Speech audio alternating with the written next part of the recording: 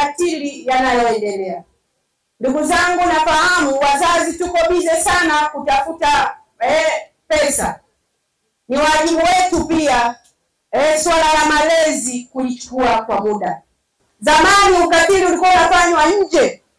Sasa unasikia baba kampa mimba mtoto, mjomba kambaka mtoto, sijui dada anayesaidia kazi nyumbani kamchezea mtoto. Ndio mambo yako hapa. Asilimia kubwa ya matatizo yako majumbani. Tunalo jukumu kama wazazi na walezi kuhakikisha tunakaa kwenye familia zetu, tunakuwa wawazi kwa watoto wetu ili waweze kutuambia mambo yanayoendelea. Hata kama tuko bize sana na kutafuta pesa, tutenge muda wa kukaa na watoto wetu, kujua mienendo ya watoto wetu. Tutatafuta pesa huku watoto wameharibika. Na jukumu la malezi tusiwaachie walimu peke yao. Na sisi tuwe sehemu ya kuhakikisha muda wanaokuwa majumbani kufuatilia mambo yao shuleni.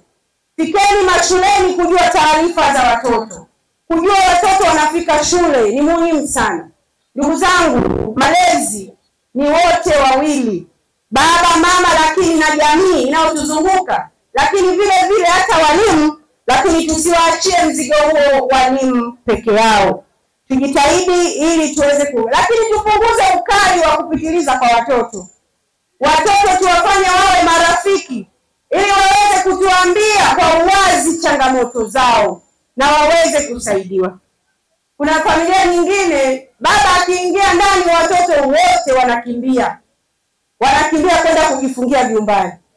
Tusiende hivyo. Ni muhimu tukawa karibu na watoto wetu, tujue changamoto zao, tukae tuzungumze nao, zinazoweza kufanyiwa kazi zifanyiwe, ambazo ziko nje ya uwezo wenu basi mshirikishe jamii kwa ngazi tofauti ili watoto wetu waweze kuwa salama na viongozi bora wa baadaye na watu bora wa baadaye kwenye jamii zetu.